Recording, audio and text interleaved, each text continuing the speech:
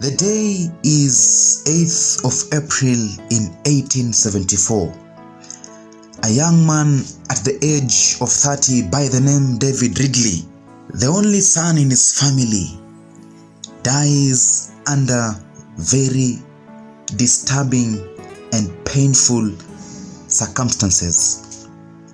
News travels and they reach the ears of his sister, who is 1,000 miles away, that David Ridley is no more. Mary Becker, the sister to David Ridley, having received this news, her life takes very dramatic and interesting turn of events that form basis of today's story, which lead up together to the writing of this profound hymn, Master, the Tempest is Raging. Welcome as we explore the life of this family and the interesting circumstances that led to the writing of this hymn that has touched many lives of both Christians and non-Christians.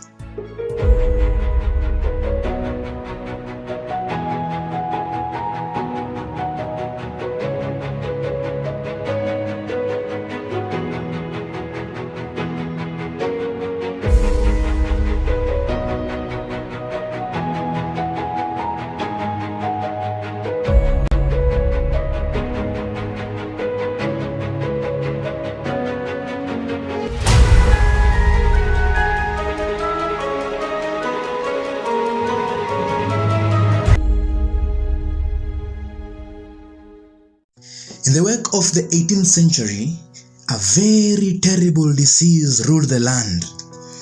This disease was so bad in its effect. It was so terrible in its devastating power that a name was coined for it. It was actually named consumption. This disease, to be named consumption, it literally consumed the host to death. Someone will become pale in complexion. Day by day, he will become emaciated. Weakness will encroach. It destroyed the lungs. It wasted the body. Literally, someone's health will erode to his grave. Actually, it was called the White Death, because someone will grow pale in complexion. Progressively, gradually, he will become weak. He will become so emaciated. This disease was bad news to whomsoever it could affect. I know you're wondering, what disease is this? It was actually more like the leprosy of the 18th and the 19th century. It was terrible. Very, very terrible. Actually, to get a picture, it was so bad, so much so that by the beginning of the 19th century, this disease, consumption or the White Death, had killed 1 in 7 of all the people that ever had lived. Like, you put people together, 1 in 7 till that time had been killed by this disease called consumption. It was so bad. It had debilitating pain and there was a lot of fatigue in the lungs. It was caused by Mycobacterium tuberculosis, MTB. Today it is known as tuberculosis. I know right now it's not as bad as I'm painting it, but at that time, to get tuberculosis, it meant death. It was a ticking time bomb. It was so bad. And that's important to note, because it's going to be more of the reframe of today's story. The year is 1832. On a beautiful Saturday, September the 16th, one Joshua Becker and Catherine Porter Eddy, they give birth to their very firstborn, a bouncing, beautiful baby girl. Guess her name? Her name is Mary Becker, famously known as Mary Becker. For the sake of today's story, I will call her Mary Becker. Although Mary Becker was mostly like the painted brush name for her, but her original name was Mary Becker. Eddie from her mother Catherine, and Becker from her father Joshua Becker. When Mary was 3 years old, that is in 1835, Joshua Becker, this wealthy American, moved his family to Branch County, Michigan, just to have a change of climate. He moved south just to have a change of climate.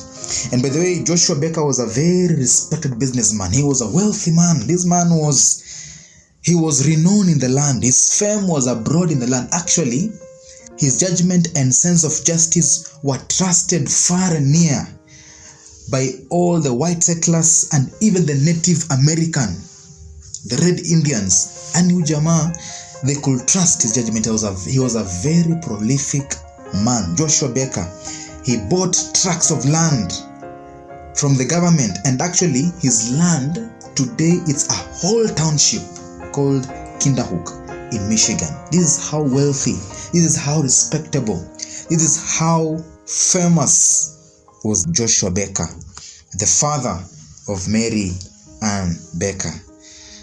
This family of Catherine and Joshua, they had 5 children, but only 3 managed to survive to adulthood. Their names: Mary, Lucina, and Eliza.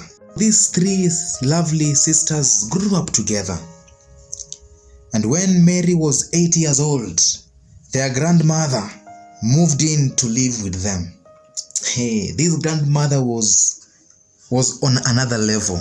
Because of her, Mary, Lucina, and Eliza,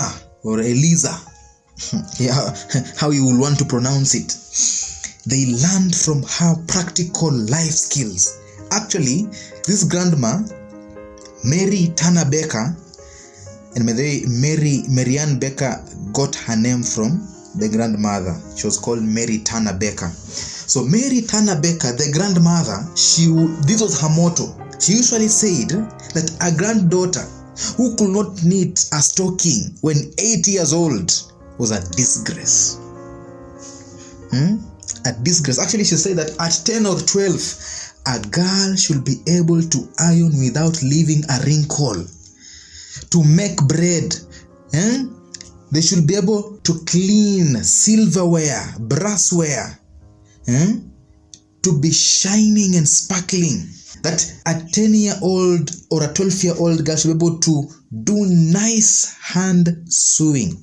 This is how thorough this grandma was. And so when these 3 little and lovely sisters were growing up, it was very profitable for them that this grandmother, Mary Tanner Becker, came in to live with them, because they were able to learn a lot from her. And so growing up, they grew, but something tragic happened in the year of 1839. When this year was beginning, Joshua Becker was stricken by this deadly disease of consumption. Tuberculosis ravaged his flesh. And when Mary Becker was 7 years old, in the sunset days of 1839, her father died of tuberculosis, leaving her mother Catherine alone to care for the 3 small girls. I tell you, probably single mothers may understand, but it was hard, and especially at that time when the man was the breadwinner, the sole provider of the family. It was hard for Catherine to keep afloat. Schooling these children, providing for them food, it was hard. And so in 1843, just 4 years later, after her first husband died, Catherine makes a decision to be remarried to a 41-year-old widower named David Ripley. Now, David Ripley is a very interesting man. David Ripley is a wild man. David Ripley is a bee hunter. And actually, not only was he a bee hunter, but David Ripley David Ripley will hunt wolves. Wolves will be scared at the tread of David Ripley. Do you know why? Because David Ripley will make considerable money by trapping wolves and presenting their scalps for bounties. And at that time, the scalps of wolves in those days had hefty bounties on them. And so David will go hunt wolves, hunt bees, and he will make money to sustain his family. So together with Catherine, David Ripley gave birth to 2 children. In 1844, Catherine gave birth to William Ripley, and in 1846, she gave birth to Catherine Ripley. But after a marriage that lasted for just 6 years, David Ripley, the second husband of Catherine, dies just before 1850. Probably one day he went to hunt a wolf, and tables turned, and the wolf remained with his scalp. I don't know, but records are silent on the death of David Ripley. But he died shortly before 1850, because in the census of 1850 his name is not in the records. And so later on, Catherine, of course, now life becomes twice as hard, because she's having 2 more children, William and Catherine Ripley. And so Catherine, out of loneliness and out of the burden of raising these kids, she is remarried again to one Ephraim Porter, a resident at New York. Now, the constant character that we're having in this story till at this point is one Catherine. And by the way, I think I've just misled you somewhere. Catherine and David, they gave birth to William Ripley and Rhoda Ripley, okay? Not Catherine Ripley. So Catherine and David gave birth to William Ripley and Rhoda, okay? Good. So Catherine is a constant character. She's living through the story. Now the year is 1860. Catherine, let's do a recap here. Catherine, with Joshua Becker, had how many children? 3. Number 1, Mary Ann Becker. Number 2, Lucina Becker. Number 3, Eliza Becker. Okay? At this time, in 1860, Mary is a 28-year-old teacher at a school in Kalamazoo. And she's caring for Rhoda, her small sister. Okay? Lucina is teaching in a school at Sugar Grove. Okay? Eliza is in New York in 1860, and the following year she will be married to one Dr. Reverend Allen D. Bump. Okay? Of course, I've told you, Rhoda, she's under the care of Mary. Someone is remaining, William. William is now a 15-year-old and is living on his own and working as a printer in Aurora, Illinois. Hope you now have the full picture of this family. At this time, Catherine, their mother, is living with who? With Ephraim Porter in New York. Good. So I think now we have a picture of what's happening in the lives of the major players in this family.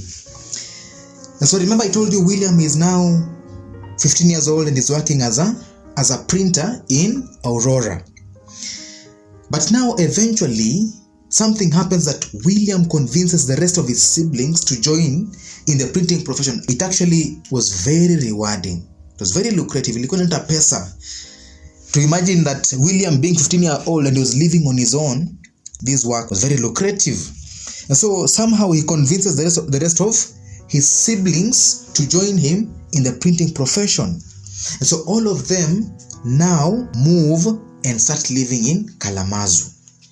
So now Mary starts working as a compositor. Now a compositor is someone who sets the type for printing, the typewriter.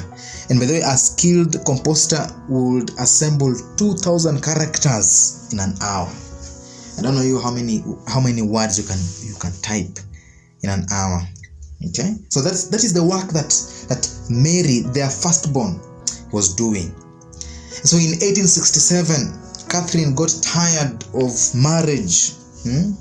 I think this man Potter was not just doing justice to her life, and so she leaves him and she goes back to live with her children in Kalamazoo. So together the family is reunited, a single mother again.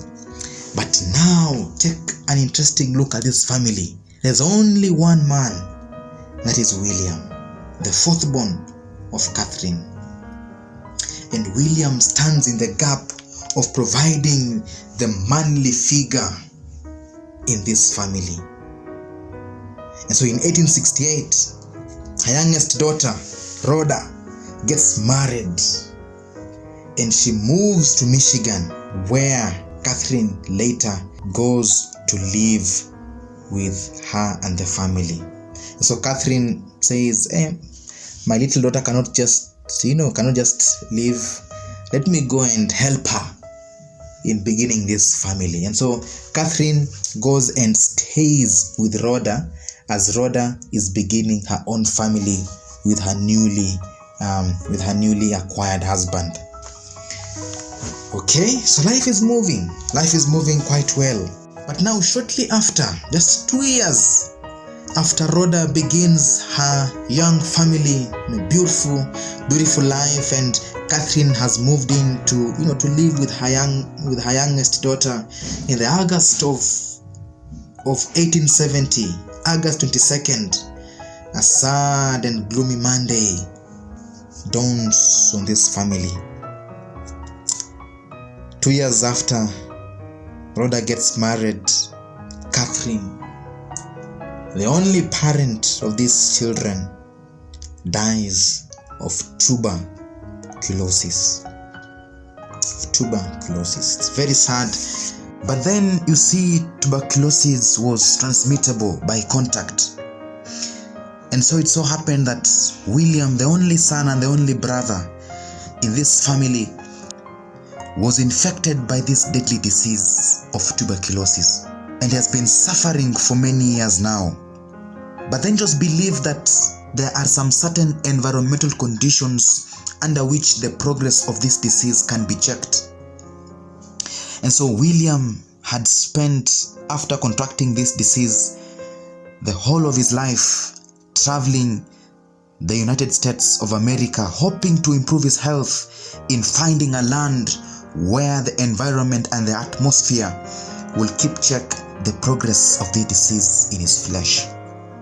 And so in the wake of September 1873, he finally settled in San Bernardino, where he found employment as a printer in the office of San Bernardino Guardian Times. William was a man of such modest and sterling disposition. He made very few intimate friends, but wherever he attached himself, no one will be stronger or more committed than himself. In fact, the editor of the Guardian echoed this statement that William was a quiet, gentle, and he was an excellent printer. So for a time, the family hoped that William's health will improve. But despite the hopes and the prayers of the family and friends, William's health failed to improve. Through mail and letter, William and his family kept on updating each other on the status of his health. Often Mary will write to his only brother, his dear brother, checking on his health. But then, as time ticked by, it was realized even by the staggering notices of the letters that William's health was dwindling. William was soon approaching his grave, and it ate Mary to the core. At this time, Mary was sick. I don't think it was tuberculosis, but she was sick. Records have it. And she desired to go and visit his brother, that she may afford him the sympathy and the comfort of a family member. Because William was alone. He was actually 1,000 miles in a faraway city away from Kalamazoo. And Mary wished that could only even have one chance to go and visit his brother, but her health couldn't allow it. And so by mail and letter, it was known that William's health was rapidly deteriorating. And so on this fateful day, on April 8th, 1874, William expired at 6 o'clock. The news of his death reached Mary's ear, and it was terrible to swallow it. It was bitter for the family. Shortly after the death of her brother, Mary received the request from Dr. Palmer Horatio to compose several new hymns for his forthcoming songbook. Palmer was a music director of the Baptist Church, and they had had a musical relationship with Mary Becker. Actually, by this time, Mary had already composed close to over 12 hymns for Dr. Horatio Palmer. And so it wasn't a new thing for Palmer to come to Mary Becker to ask her to write some hymns. But then Mary, recalling this instance, she writes and says, Dr. Palmer requested me to prepare several songs in the subject of the current church lessons. One of the themes was Christ stilling the tempest. It so expressed an experience I had recently passed through that this hymn was the result. A very dear and only brother, William Ridley, a young man of rare loveliness and promise of character, had been laid in the grave, a victim of the same disease that had already taken father and mother. His death occurred under peculiarly distressing circumstances. He was more than 1,000 miles away from home in San Bernardino, California, seeking in the balmy air of sunny south the healing that our colder climate could not give. Suddenly he grew worse. At that time I was ill and could not go to him. For 2 weeks, the long lines of telegram wires carried back and forth messages between the dying brother and his waiting sisters ere the word came which told us that our beloved brother was no longer a dweller on the earth. Although we mourned not as those without hope, and although I had believed on Christ in early childhood and had always desired to give the Master a consecrated and obedient life, I became wickedly rebellious at this dispensation of divine providence. I said in my heart that God did not care for me or for those who were mine. But the Master's own voice stilled the tempest in my unsanctified heart and brought it to the calm of a deeper faith and a more perfect trust. Wow.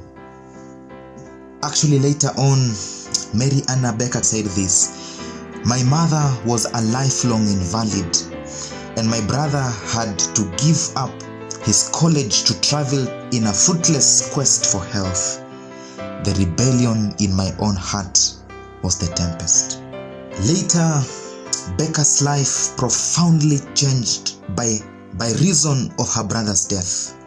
She became actively involved in temperance work, as she later reasoned that witnessing the unparalleled suffering that comes to sisters, wives, and mothers through the legalized curse of our land, the ram traffic, which is yearly slaying its thousands and tens of thousands in their early manhood and hurrying them into dishonored graves, I have come to feel a keen sense of gratitude for the sweet memories left of my departed brother. God's way is best. And thus, by pen and voice, Mary Becker wrote these most powerful words that Master, the tempest is raging, the billows are tossing nigh. Carest thou not that we perish? How canst thou lie asleep? That the winds and the waves shall obey thy will. Peace, be still, peace, be still. That whether the wrath of the storm-tossed sea, or men or demons or whatever it be, they all shall sweetly obey thy will. Peace be still, peace be still. And at last, she experienced the peace of the Lord. And today, friend, I tell you, you can also experience the peace of the Lord. For there is no other way to be happy in Jesus than to trust and obey. Amen.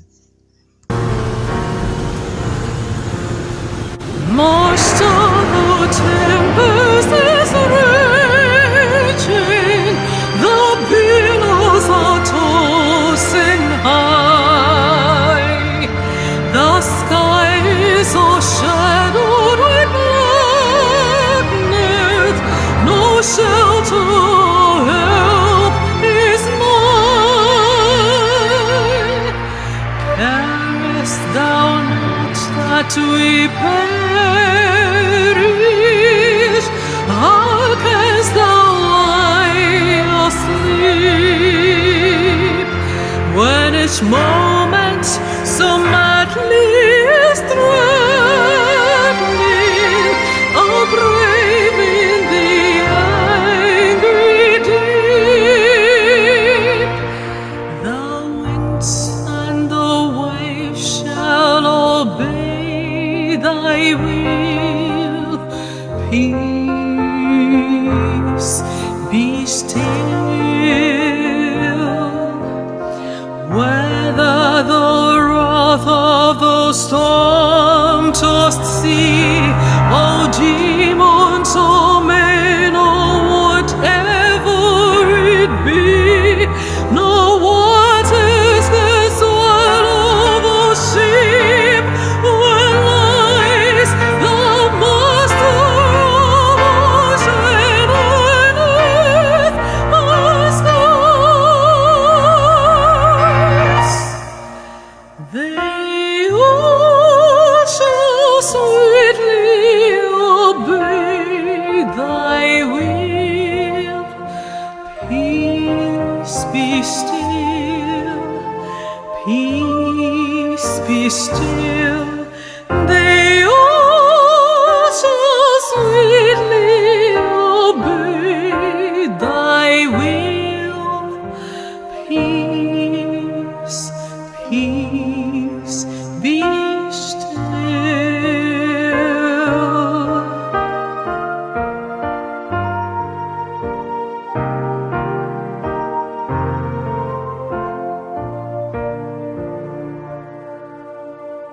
Master, with anguish of spirit, I bow in my grief today. The depth of my sad heart are troubled.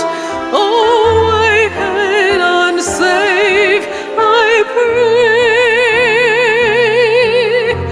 Torrent of sin and of anguish sweep o'er my sinking soul, and I perish, dear Master.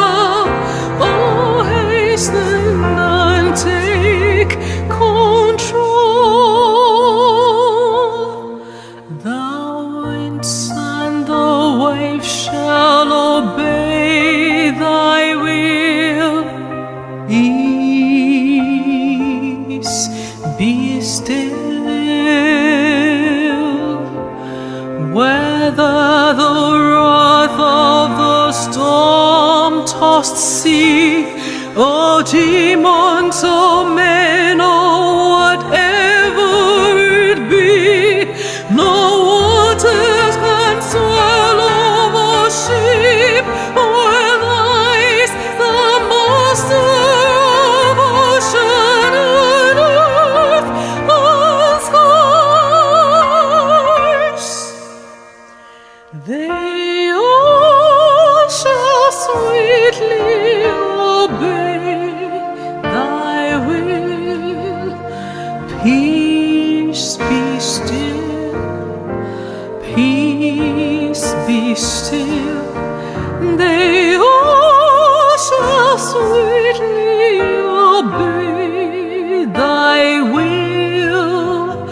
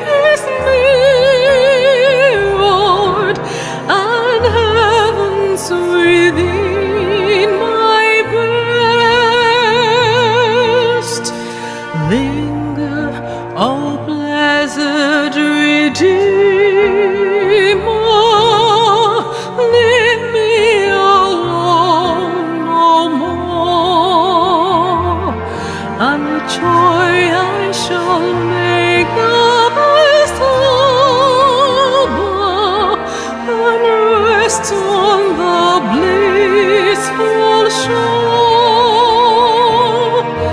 The winds and the waves shall obey thy will. Peace, be still. Whether the wrath of the storm-tossed sea, or demons, or men, or whatever it be, no waters as well or ship will rise the master of ocean, on earth, on skies.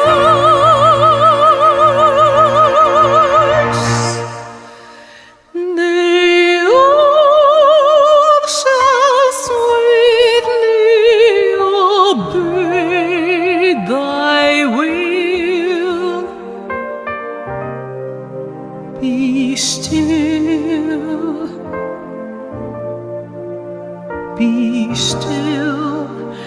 The earth shall sweetly obey thy will. Peace, peace, be still.